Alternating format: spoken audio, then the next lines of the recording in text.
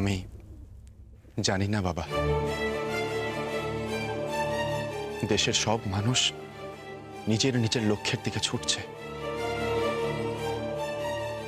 কারোর প্রয়োজন একটু খাবার জল, কিন্তু ব্রাহ্মণ না হওয়ার কারণে যেই মানুষটা জল পায় না, তার জীবনের একমাত্র লক্ষ্য তার বাড়ির উঠোনে সে একটা কুয়ো তৈরি করবে, কিন্তু সামর্থ্য নেই। প্রতিনিয়ত সেই মানুষটা লড়াই করছে একটু খাবার জল পাওয়ার জন্য। তার জীবনের একমাত্র লক্ষ্য হয়ে দাঁড়িয়েছে একটু জল পাওয়া।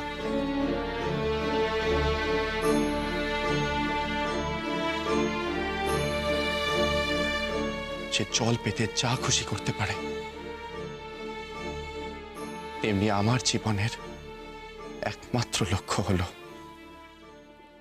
স্বাধীনতা।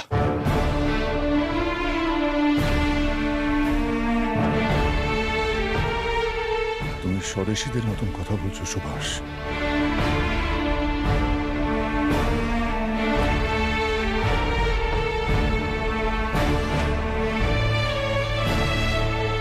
দেশের এই পরিস্থিতিতে আমাদের সকলের স্বদেশীদের মতো ভাবা উচিত বাবা।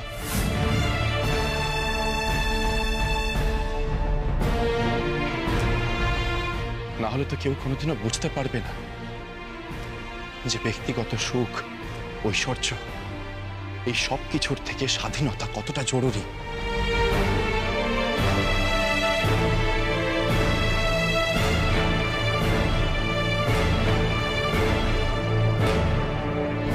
তুমি লেখাপড়াকে ব্যক্তিগত বলে মনে করো সুভাষ?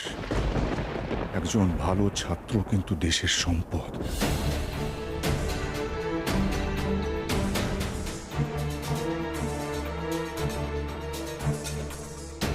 স্বাধীনতার পথে যদি আমার পড়াশোনা বাধা হয়ে দাঁড়ায়, তবে করব না বাবা।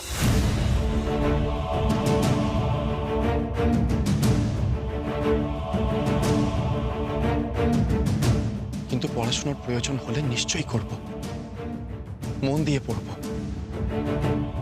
আমি জানি বাবা, আমি অবাধ্য।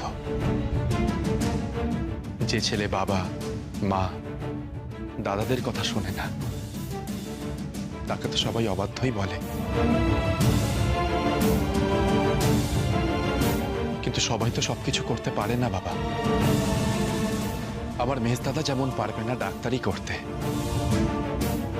তেমনি আমার নতুন দাদাও পারবে না কোর্টে দাঁড়িয়ে সওয়াল জবাব করতে। তেমনি আমিও পারবো না বাবা কোনো নিশ্চিত চাকরি খুঁজে সংসার জীবনে মুখ গুঁজে দিয়ে দেশের থেকে মুখ ফিরিয়ে নিতে।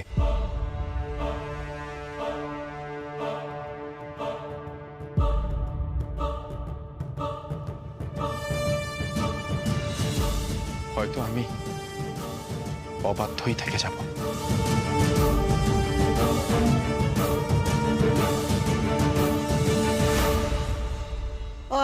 বুঝেছি, উত্তরগুলো ভালোভাবে গুছিয়ে নিয়ে তারপরে বাড়িতে ঢুকেছিস তো?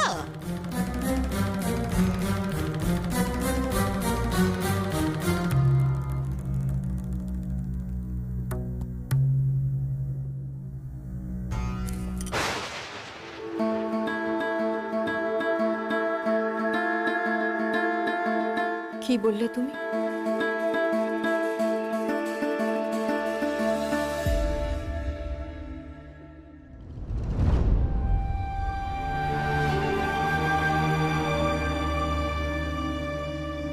সুবি এলো না? মাও ঘুমিয়ে পড়েছিল, হাত মুখ ধুয়ে আসছে। এই কদিন যা অত্যাচার করেছে নিজের ওপর, ঘুম থেকে উঠে আবার ঘুমিয়ে পড়ল। শুনি। হ্যাঁ মা। তোমার সময় মতো সুবিকে একবার দেখে নিও তো ভালো করে। আমার কি আর সেজও আছে মা? কিছু বললেই বলবে দেশের কত মানুষ কত অসুবিধায় আছে, কত মানুষ অসুস্থ হয়ে আছে।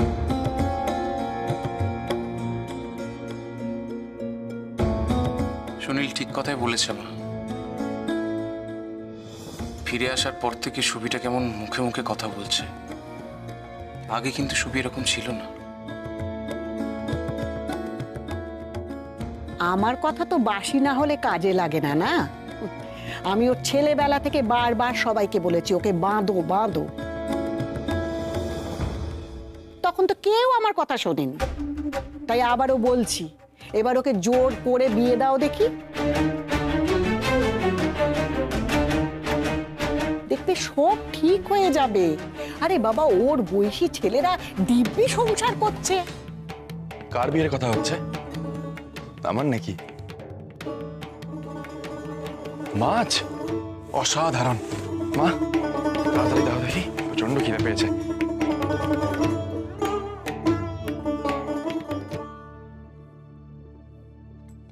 জানো মা, উত্তর ভারতের এক অঞ্চলে সব মানুষ নিরামিষ খায়, আর আমরা বাংলা বলে ফেলেছি বলে আমাদেরকে খাবারই দিল না।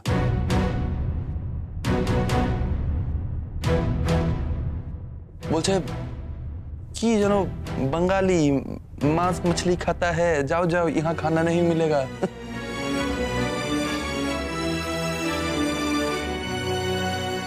আমি আর হেমন্ত তো অবাক, যা অভিজ্ঞতা। ভাবতে পারছো দেশে মানুষে মানুষে কত বিভেদ, ঐক্য না থাকলে স্বাধীনতা কখনো আসবে?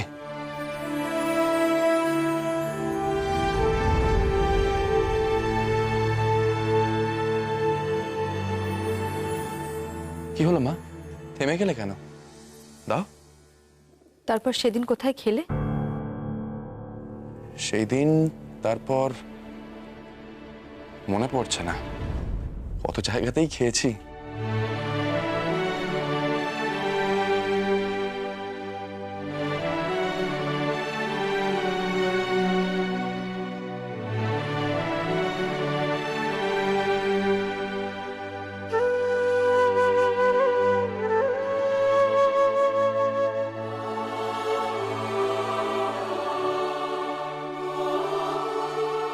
আমি একটু হাসছি মা।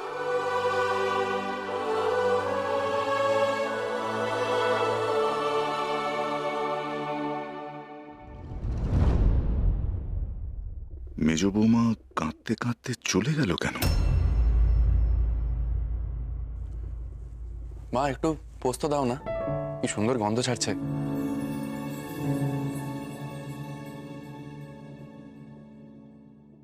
জানো মেজ দাদা, এত কিছুর পরে একটা ব্যাপার উপলব্ধি করেছি, দেশের মানুষকে বোঝালে দেশের মানুষ ঠিক বুঝবে।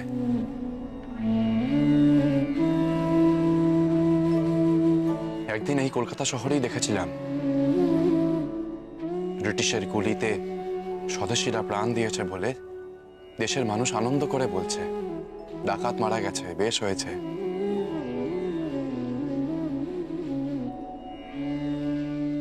আর কালকে এই শহরেই দেখলাম যতীন্দাদের মৃত্যুতে মানুষ প্রতিবাদ করছে, তারা বলছে যে স্বদেশীরা ডাকাত নয়।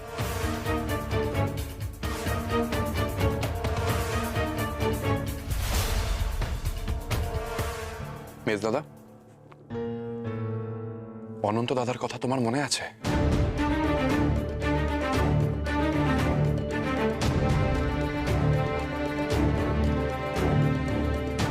তার কথা মনে করার কি প্রয়োজন সুভাষ?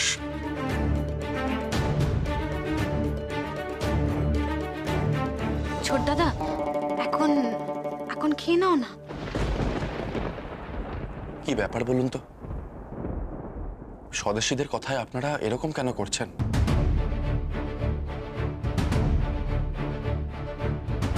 যতীনদা, অনন্ত দাদা,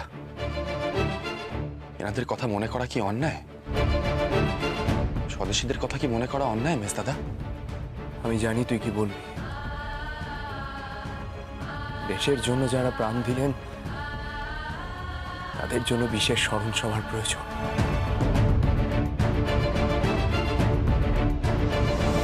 মেজ দাদা, কাল স্মরণ সভার আয়োজন করেছি।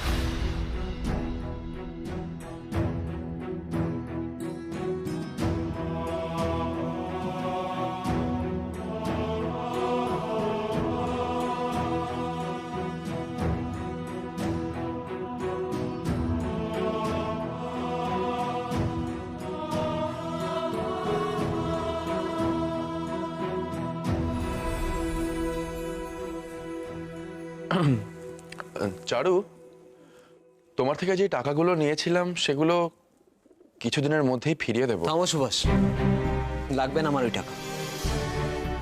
কেন, কি হলো? দেখো সুভাষ, আমার তোমার সাথে কথা বলার কোনো ইচ্ছেই ছিল না। নিহাত আমার গোপাল ধরে নিয়ে এলো।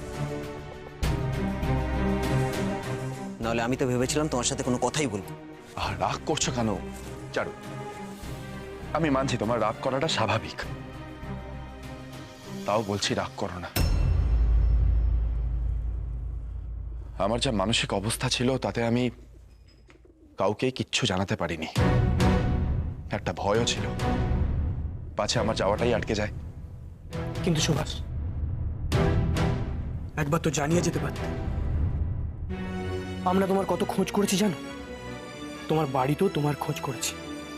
তোমার মা বাবা তোমার জন্য কত চিন্তা করছিলেন সেটা কি তুমি জানো? আমি জানি নন্দ, আমি বুঝতে পারছি সবকিছু। আমায় ক্ষমা করে দাও ভাই,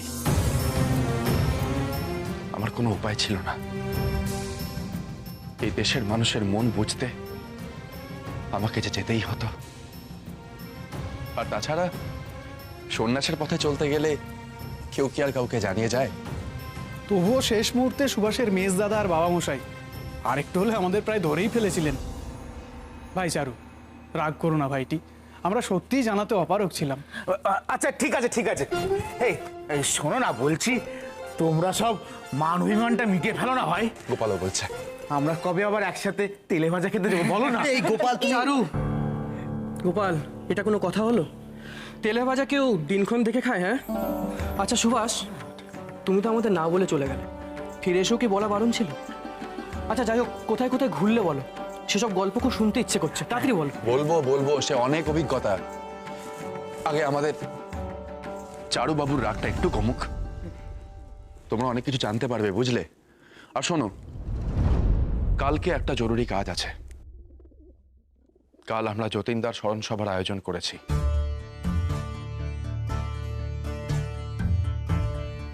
তোমাদের প্রত্যেককে কিন্তু সেখানে উপস্থিত থাকতে হবে, ঠিক আছে? ঠিক আছে।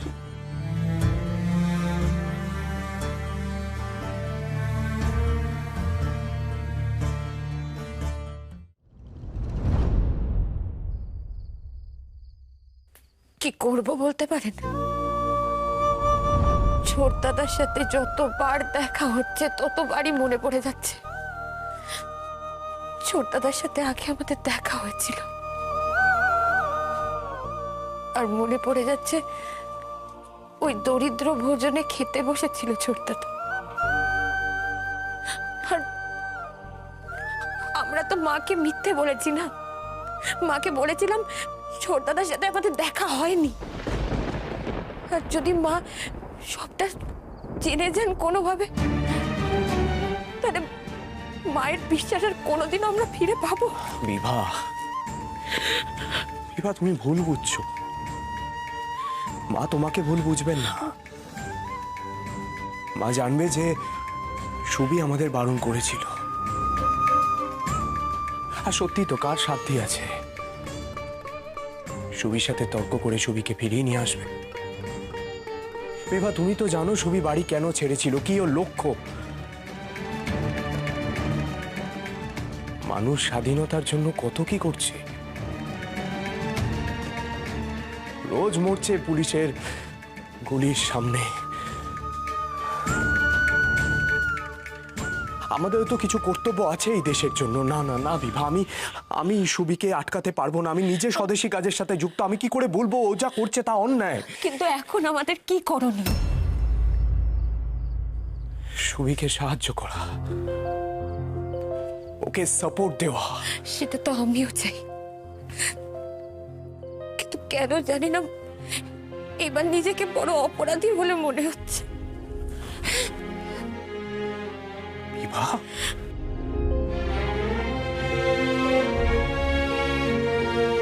তোমার মনটা অত্যন্ত নরম, দুদিন পরে ঠিক হয়ে যাবে। কাল স্মরণ সভা, তুমিও যাচ্ছ আমাদের সাথে।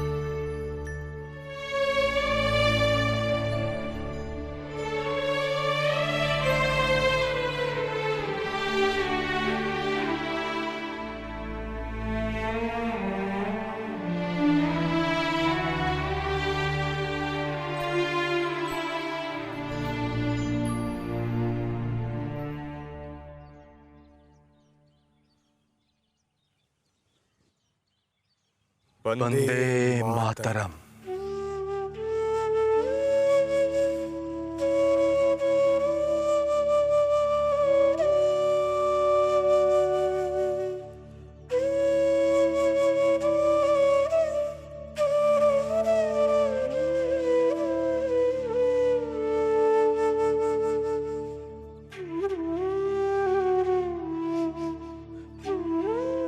ভারতের দেবদেবী আমার ঈশ্বর, ভারতের সমাজ আমার শিশু সজ্জা, আমার যৌবনের উপবন, আমার বার্ধক্যের বারাণসী।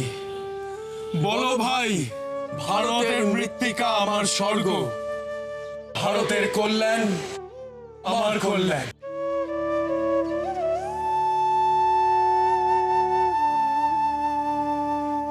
কবে জ্বলবে আগুন, আর কতদিন এইভাবে প্রাণ দেবেন যতীনদারা? সহ্য করতে করতে আমাদের দেশটাই যে একদিন শেষ হয়ে যাবে, আর আমরা নিজেদের সব ভুলে কুসংস্কারের নাক পাশেই বন্দী হয়ে রয়ে যাব।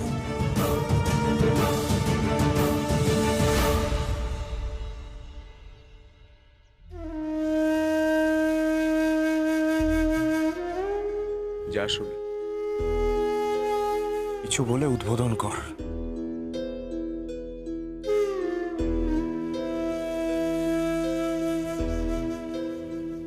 কি বলবো বুঝতে পারছি না মেজদাদা। যাই বলবো তাই তো কম পড়বে। যতীনদার মতো একজন মানুষকে কেবলমাত্র কথা দিয়ে তো চেনা যায় না।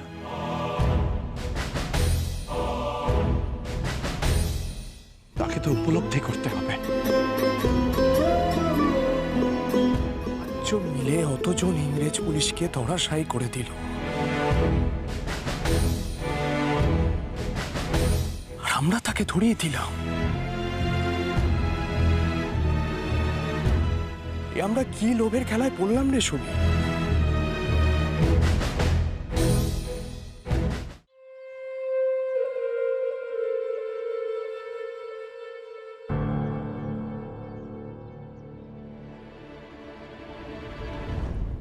এরা কারা আসছেন?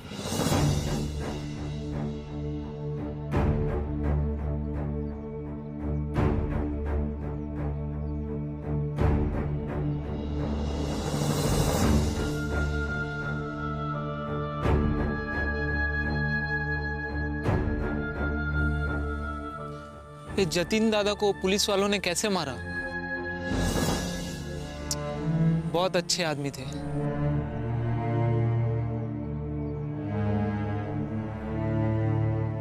আপনি যতীনদাকে চেনেন? হ্যাঁ বাবু, একদিন পুলিশ আমার রিক্সায় উঠে ভাড়া দিল না, তাই একজন এসে খুব মারলো ওকে। মারতে মারতে পুলিশকে বলল, আমার দেশের লোকদেরকে এইভাবে বঞ্চিত করলে পরের বার প্রাণটাই দিতে হবে। নামটা মনে রেখো আমার, আমি বাঘা যতীন আছি। যতীন দাদাকে লোকজন ডাকাত বলে ধরিয়ে দিল। যারা ধরিয়ে দিল তারাও তো আমাদের মতনই মানুষ। ধরিয়ে না দিয়ে আমাদের সকলেরই উচিত যতীন দাদাদের মতো মানুষের সঙ্গে যাওয়া। তাহলে ব্রিটিশরা আর কাউকে মারতে পারবে না। হ্যাঁ, আপ একদম সহি বাত বলে। আমাদের মতন কয়েকজন লোকরা যদি দাদার সাথে থাকতো তো পুলিশরা জুজু হয়ে যেত।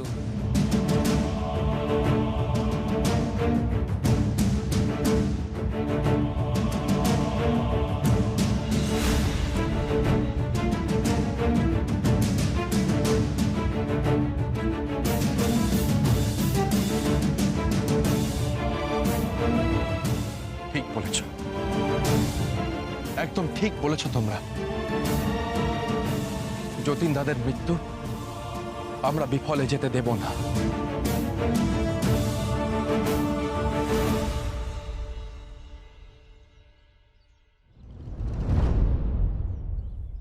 মিস দাদা,